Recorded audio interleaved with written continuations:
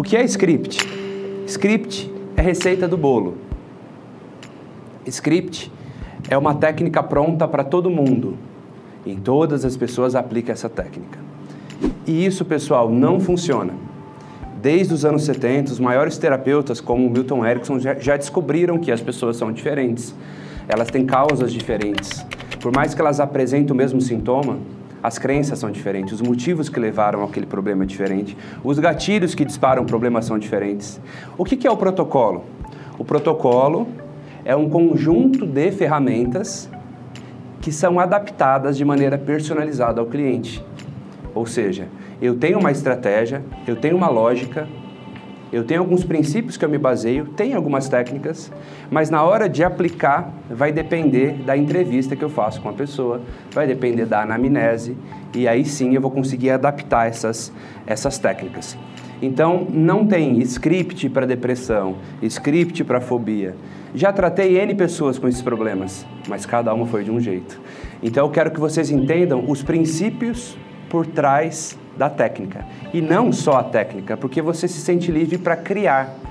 O bom terapeuta é aquele que consegue criar e, inclusive, improvisar dentro de uma lógica. Quantas vezes eu já vim com o roteiro na minha cabeça, vou fazer isso. E na hora que começou, eu tive que me adaptar, porque saiu tudo diferente do planejado.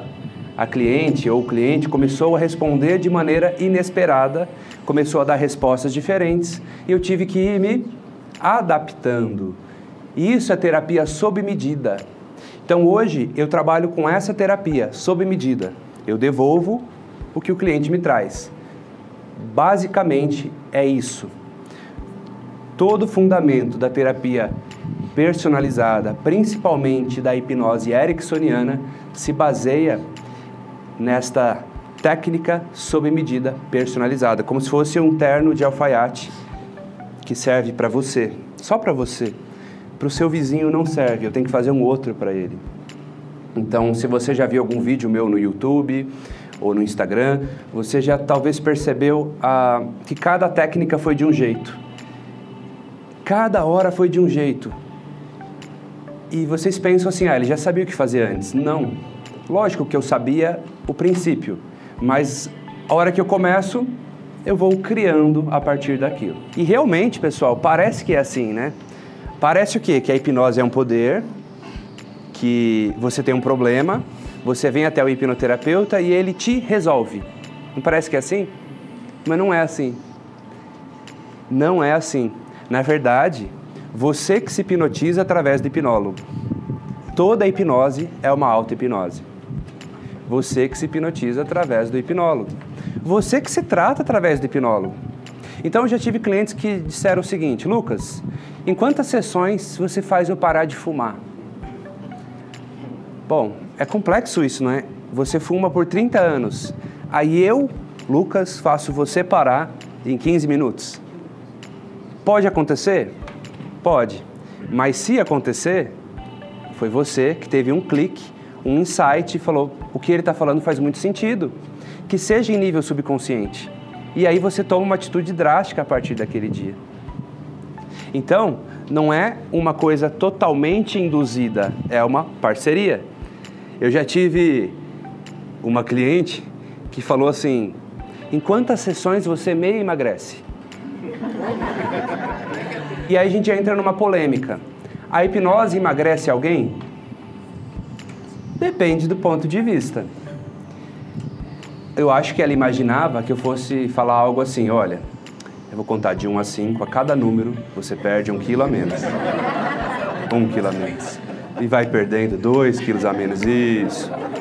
No máximo 2 sessões, ok? Você já vai ter eliminado anos de comida errada, né? Funciona assim? Não. Mas vamos supor que aquela cliente, ela possui um gatilho emocional que faz com que ela coma desesperadamente à noite. Ou quando ela briga com o namorado, ela come bolo de chocolate. Ou ela tem uma gula insaciável e ela não sabe de onde isso vem. Como eu já tive uma cliente que comia mesmo sem estar com fome. Eu fiz uma regressão com ela e sabe o que era? Ela criança, sem fome, o pai obrigava ela a comer. Come, menina, come, senão você vai apanhar. E entuchava a comida na boca da menina.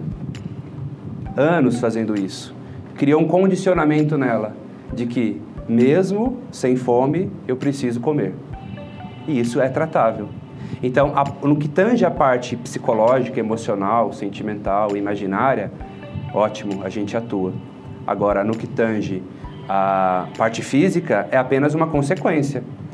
Eu posso te hipnotizar para que você desperte em você uma vontade de fazer atividade física que você já tinha, mas estava adormecida. E eu disparo essa habilidade em você. Eu posso te hipnotizar também para que você ative uma âncora que traga saciedade no momento que você sentiria gula, por exemplo. Eu também posso fazer uma hipnose para que você consiga sentir prazer em alimentos saudáveis e que você sinta, talvez, um desprazer com alimentos gordurosos ou muito açucarados. Então, a hipnose emagrece alguém? Depende. Em parceria, inclusive, com o nutricionista, porque se eu falar de nutrição, eu posso falar um monte de bobagem, porque eu vou falar crenças minhas, não é a minha formação. Então, às vezes, o hipnoterapeuta fala, pode cortar esse alimento aqui, você precisa comer esse. Eu conheço aquela pessoa, eu fiz um exame nela, eu sou especialista da área? Não. Às vezes, aquele cliente tem um problema de tireoide, por exemplo, tem um problema hormonal, tem um problema de pico de insulina. E aí não é a minha área. Então, às vezes que eu trabalhei com emagrecimento, eu trabalhei em parceria com o nutrólogo, com o nutricionista, com o personal. E aí é um conjunto que faz todo um trabalho. Então a hipnose se colocou como uma coadjuvante. E o que a hipnose trata? Basicamente problemas imaginários. Para problemas imaginários, soluções imaginárias.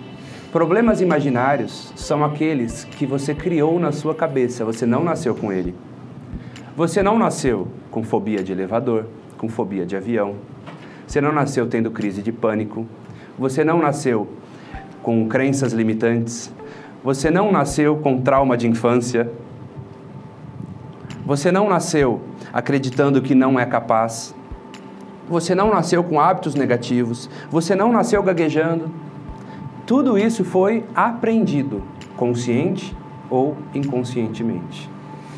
E tudo isso é imaginário. Eu não pego isso. Isso é uma onda, é uma frequência, é um pensamento que está na sua cabeça e que fica apitando um problema, como se fosse um curto-circuito. E esse problema imaginário é solucionado também com técnicas imaginárias. Então, todas essas técnicas lúdicas apresentadas, elas têm o objetivo de desfazer aquela configuração imaginária e instalar uma nova. Basicamente é isso que a gente faz. E problemas físicos? A hipnose atua? Depende. Qual o seu objetivo? Se o seu objetivo é controlar um sintoma, ok. A pessoa está com dor. A hipnose pode controlar a percepção da dor, inclusive eliminar naquele momento a dor? Pode. Mas a dor pode voltar? Se for uma dor crônica, uma inflamação, uma enxaqueca severa que acontece todos os dias e que a causa, por exemplo, pode ser postural, nutricional. Se for emocional, até ok. Imagina a quantidade de causas que pode gerar uma dor. São muitas, né? Então a hipnose atua indiretamente com problemas físicos. Por exemplo, eu já tive um cliente que tinha um problema de úlcera. E ele falou, você faz uma hipnose para tratar a minha úlcera? Eu falei, a úlcera não, mas é uma úlcera nervosa, não é? Quer dizer, ele era tão estressado, estava tão estressado, que por algum motivo ele deixou o ambiente dele tão ácido que ele começou a se corroer por dentro. Ele começou a ter úlceras em toda a região gástrica, principalmente no estômago. Fez uma endoscopia e estava lá. Então, durante um período, nós fizemos sessões de relaxamento, de equilíbrio. E aí ele repetiu uma endoscopia 1 mês e meio depois. E falou que nem o médico acreditava o resultado que estava dando tão rápido. Já não tinha mais nada. Mas não foi a hipnose para a úlcera, foi no sistema emocional dele, por consequência, aquela úlcera reduziu ou sumiu. Quantas alergias são causadas por um problema psicossomático? Quando você fica muito estressado, ela acontece. Olha só a fibromialgia. Tem dor mais psicológica do que essa? Em que exatamente em momentos de tensão é onde você mais sente. A maior válvula que manipula isso é a sua sensação. Ah, mas tem um componente fisiológico? Ok, pode ter. Mas o componente emocional somatiza isso.